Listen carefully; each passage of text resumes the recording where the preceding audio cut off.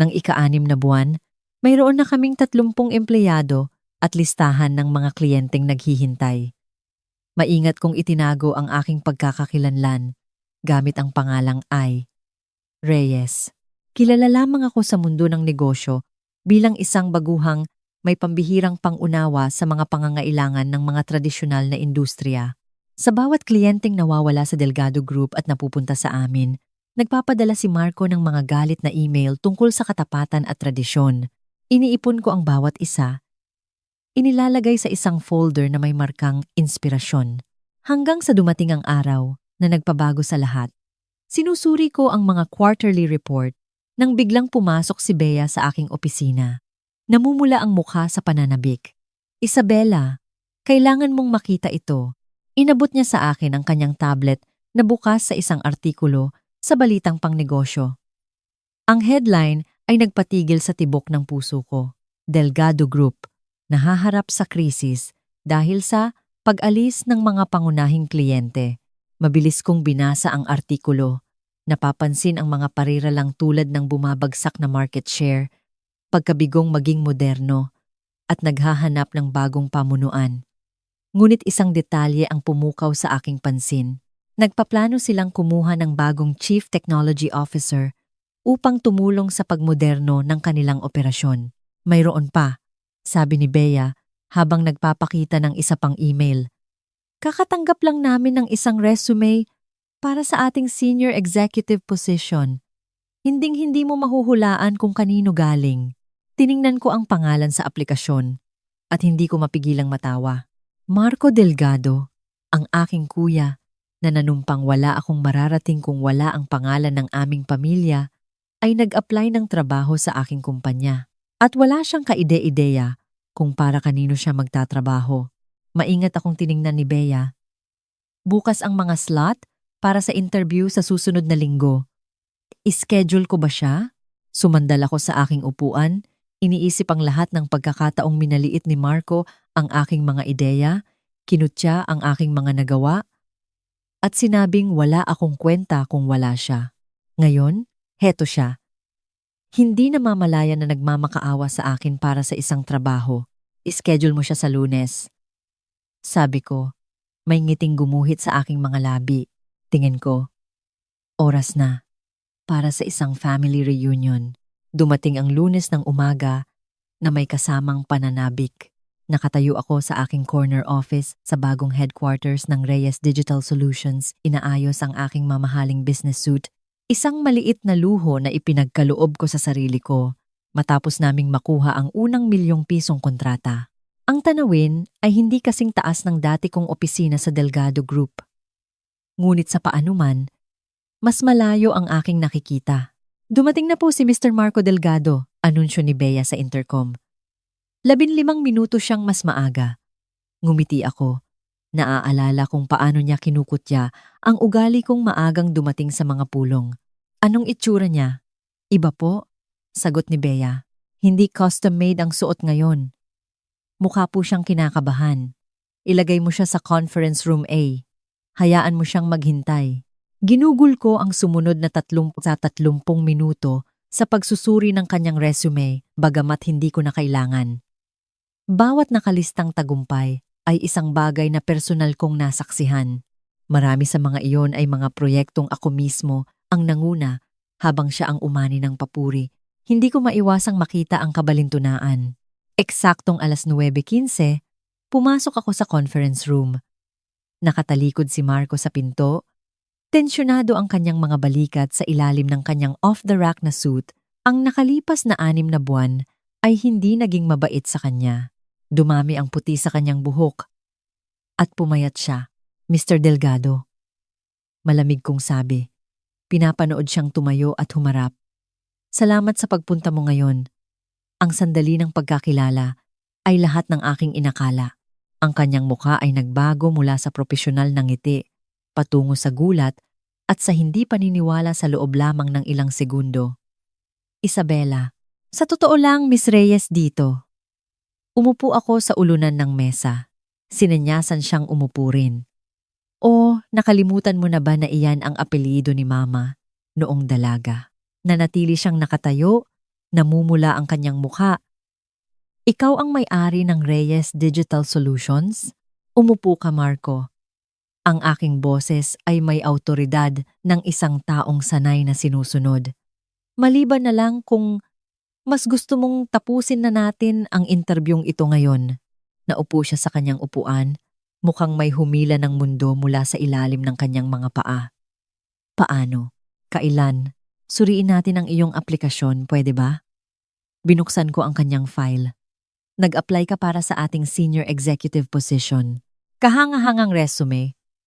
Bagamat napansin kong may mga detalye kang kinalimutan tungkol sa kasalukuyan mong sitwasyon sa Delgado Group. Kalokohan ito, bulong niya.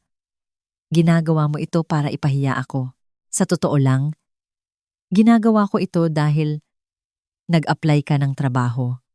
Tinitigan ko siya ng diretsyo. Maliban na lang kung gusto mong ipaliwanag sa aming board kung bakit bumagsak ng 40% ang market share ng Delgado Group sa ilalim ng iyong pamumuno. Tila nawala ang lahat ng tapang sa kanya. Alam mo, mahina niyang sabi. Sa buong panahong ito, alam mo kung anong nangyayari sa kumpanya. Binalaan kita. Sagot ko. Neutral ang aking boses. Binalaan ko kayong lahat. Ang digital transformation ay hindi lang isang munting proyekto, Marco. Ito ay para sa kaligtasan ng kumpanya. Hinaplos niya ang kanyang buhok na may mga puting hibla. May sakit si Papa, bigla niyang sabi. Dahil sa stress. Matapos naming mawala ang Apex Industries sa kumpanya mo, kahit hindi namin alam na sa iyo pala inatake siya sa puso, nakaramdam ako ng kaunting pag-aalala. Ngunit pinanatili kong propesyonal ang aking itsura.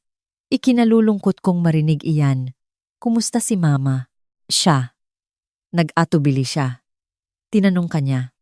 Tuwing hapunan ng linggo, tinitingnan niya ang iyong bakanting upuan. Ang parehong upuan kung saan ako nakaupo habang ikaw at si Papa ay binabaliwala ang bawat ideyang mayroon ako. Itinaas ko ang isang kilay. Ang parehong mga hapunan kung saan ipinapaliwanag ninyong dalawa kung bakit hinding-hindi ko maiintindihan ang negosyo tulad ninyo. Nagkaroon ng hiya sa mukha ni Marco. Nagkamali kami. Pag-amin niya, ang mga salita ay tila masakit sabihin. Lahat ng iyong hinulaan, nangyari lahat, tulad ng sinabi mo. Sumandal ako, pinag-aralan ng aking kapatid. Ang mayabang na koronang prinsipe ay wala na. Pinalitan ng isang lalaking sa wakas ay nauunawaan kung gaano siya nagkamali. Bakit ka nag-apply dito, Marco? Ang totoo, huminga siya ng malalim. Dahil ang Reyes Digital Solutions ang tanging kumpanyang matagumpay na nagmomoderno sa mga tradisyonal na industriya nang hindi sinisira ang mga ito. Dahil ang mga pamamaraan mo ay epektibo. Dahil tumingin siya sa kanyang mga kamay. Dahil kailangan ko ng tulong, kailangan mo ng tulong? Dahan-dahan kong inulit. Tulad ng kung paano ko kailangan ng tulong noong ipinanukala ko ang eksaktong mga solusyong ito, 2 taon na ang nakalipas. Isabela, pakiusap. Bahagyang pumiyok ang kanyang boses. Namatay na ang Delgado Group. Masyadong may sakit si Papa para mamahala. Nalulunod na ako at ang ating pinakamalalaking kliyente ay nakikipag-usap na sa ibang mga kumpanya. Kailangan namin, kailangan ko, kailangan mo ako, pagtatapos ko para sa kanya. Ang kapatid na sinabi mong walang mararating kung wala ang pangalang Delgado. Ang katahimikan ay bumalot sa pagitan namin. Mabigat sa 2 dekada ng tunggalian, sama ng loob at pagsisisi. Sa wakas, muling nagsalita si Marco. Ang kanyang boses ay halos pabulong na lang. Nagkamali ako sa lahat. Nakapagtayo ka ng isang pambihirang bagay dito ng mag-isa. Samantala, pinapanood kong gumuho ang legasiya ng ating pamilya dahil masyado akong mayabang para aminin na wala sa akin ang lahat ng sagot. Tumayo ako, lumakad patungo sa bintana. Sa ibaba, ang Bonifacio Global City ay abala sa karaniwang enerhiya nito, walang kamalay-malay sa dramang nagaganap sa silid na ito. Alam mo ba kung ano ang pinakamahirap na bahagi, Marco? Hindi ang magsimulang muli. Hindi ang pagbuo ng kumpanyang ito. Ang pinakamahirap ay ang malaman na ang sarili kong pamilya ay napakaliit ng tiwala sa akin na hindi man lang nila maisip na maaari akong magtagumpay kung wala sila. Alam ko, mahina niyang sabi. At patawad, tunay akong nagsisisi. Humarap ako sa kanya.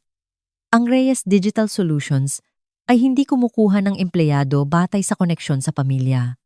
Kung gusto mo ng posisyon dito, kailangan mong paghirapan. Simula sa pinakamababa, napatingala siya. Talaga bang ikokonsidera mo akong kunin? Bilang isang junior consultant, paglilinaw ko. Walang executive title, walang corner office.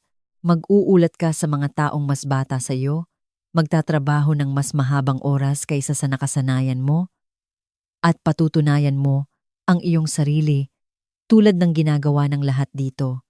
Siya. Lumunok siya ng malalim. Gagawin ko ang lahat. Pinindot ko ang intercom. Bea, pakidala ang standard employment contract. Pagkatapos ay tumingin ako kay Marco.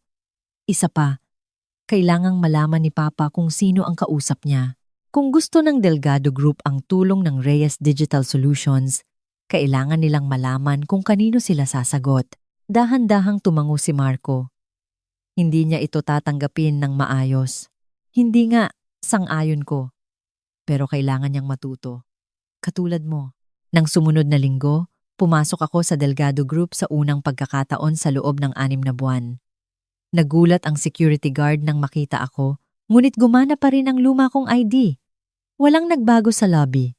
Parehong sahig na gawa sa marmol, parehong higanteng logo, parehong larawan ng aking lolo. Ang boardroom, gayunpaman, ay iba na ang pakiramdam.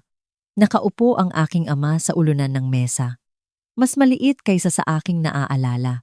Pinatanda siya ng kanyang karamdaman. Ngunit ang apoy sa kanyang mga mata ay hindi pa rin nawawala. Nang pumasok ako, lumaki ang mga matang iyon sa gulat. Hello, Papa! Mahinahon kong sabi. Naniniwala akong gusto ninyong makipagpulong sa CEO ng Reyes Digital Solutions. Ang katahimikan ay ganap. Ang mga miyembro ng board na minaliit ako sa loob ng maraming taon ay umayos ng upo. Ang aking ina, na nakaupo sa tabi ng aking ama, ay nagtakip ng kamay sa kanyang bibig. At ang aking ama, sa unang pagkakataon sa aking buhay, nakita ko siyang ganap na natigilan. Isabela, sa wakas ay nasabi niya, Ikaw! Ikaw ang nagtayo ng kumpanyang kumukuha sa ating mga kliyente? Opo. Inokop ako ang dating upuan ng aking kuya, ang upuan ng aking lolo. Ngayon, pag-usapan na natin kung paano natin ililigtas ang Delgado Group. Ang sumunod ay ang pinakamahabang board meeting sa aking buhay. Inilatag ko ang lahat ng kailangang mangyari. Kumpletong digital transformation, pagbabago sa pamamahala, at isang pagsasanib sa pagitan ng Reyes Digital Solutions at Delgado Group. Ang aking kumpanya ang mangunguna at ang pangalang Delgado ay magiging isang subsidiary ng Reyes Digital Solutions. Kabalbalan ito. Sa wakas ay sumabog ang aking ama. Inaasahan mong ibibigay ko sa iyo ang kumpanya ko matapos mo kaming iwan? Hindi, Papa. Tinitigan ko siya ng diretsyo. Inaasahan kong ililigtas mo ang iyong kumpanya sa pamamagitan ng pagtanggap ng tulong mula sa anak na hindi mo pinaniwalaan. Nasa iyo ang desisyon. Nagsalita ang aking ina sa unang pagkakataon. Ricardo, malambing niyang sabi. Pakinggan mo siya. Pakiusap, ang board ay bumoto ng lubos na pabor sa aking panukala. Kahit ang aking ama, pagkatapos ng ilang oras na pagtatalo, ay napilitang aminin na ito na lamang ang tanging paraan. Habang papalabas ang mga tao sa silid, nanatili siyang nakaupo, nakatitig sa kontratang kapipirma niya lang. Bakit hindi mo sinabi sa akin? Mahina niyang tanong. Nang umalis ka, bakit hindi mo sinabi sa akin kung ano ang iyong plano? Inayos ko ang aking mga papel. Maniniwala ka ba sa akin? 6 na buwan na ang nakalipas. Hindi ka man lang naniwala na kaya kong intindihin ang modernong pamamaraan sa negosyo. Mukha siyang mas matanda kaysa dati. Nagkamali ako. Pag-amin niya. Sa lahat, oo, Sang-ayon ko, nagkamali ka. Pero ang maganda sa pagkakamali, Papa, ay pwede kang matuto mula rito. Si Marco ay natututo na. Ikaw, kailan? Tumayo ako, lumakad sa larawan ng aking lolo. Lagi mong sinasabi na itinayo niya ang kumpanyang ito mula sa wala. Well, ganoon din ang ginawa ko. Ang pagkakaiba lang, ginawa ko ito nang wala ang pangalang Delgado. Ginawa ko ito bilang isang Reyes. Ipagmamalaki ka ng lolo mo, sabi ng aking ina mula sa pintuan. Lagi niyang sinasabi na ikaw ang pinakakamukha niya. Humarap ako sa kanya. Nakikita ang mga tao ng tahimik na suporta sa kanyang mga mata. Ang mga babaeng Reyes, mahina akong sabi. Naaalala ang mga salita ng aking lolo. Nagtatayo kami ng sarili naming legasiya. Naging laman ng balita ang pagsasanib. Reyes Digital Solutions. Binili ang Delgado Group, isang bagong kabanata sa inobasyon ng teknolohiya. Nabanggit sa artikulo ang misteryosong koneksyon ng pamilya sa pagitan ng mga kumpanya. Ngunit hindi ko ito itinago. Ipinabatid ko sa lahat na ang anak na sinabi nilang walang mararating ay naging isang taong ganap sa kanyang sariling paraan. Nagsimula si Marco sa kanyang bagong trabaho ng sumunod na Lunes. Nakikibahagi sa isang cubicle kasama ang mga bagong graduate. Nagtrabaho siya ng mas masipag kaysa sa nakita ko dati. Dahan-dahang nakukuha ang respeto ng kanyang mga kasamahan. Ang aking ama, matapos gumaling sa kanyang karamdaman, ay kumuha ng papel bilang tagapayo. Sa wakas, ay natututong makinig ng higit pa kaysa magsalita. 1 taon ang lumipas, nakaupo ako sa aking opisina, ngayon ay nasa isang gusali na may parehong pangalan ng Reyes at Delgado, nakatingin sa isang naka-frame na kopya ng resignation letter na iyon. Kumatok si Bea sa aking pinto, dala ang isang pamilyar na folder. Ang aplikasyon po ng kapatid ninyo para sa posisyon ng project manager, sabi niya. Inilapag ito sa aking mesa. Nakumpleto na niya ang lahat ng requirements at nakakuha ng magagandang review mula sa kanyang mga supervisor. Ngumiti ako. Iniisip kung gaano kalayo na ang aming narating. Ischedule mo ang interview sa Lunes. Sa parehong conference room. Hindi. Nagpasya ako. Gamitin ang opisina ko. Oras na para sa isang tunay na pulong ng pamilya. Huwag kang matakot na bumuo ng sarili mong landas. Dahil minsan, ang taong walang sinuman sa tingin ng iba ay siyang nagiging pambihira.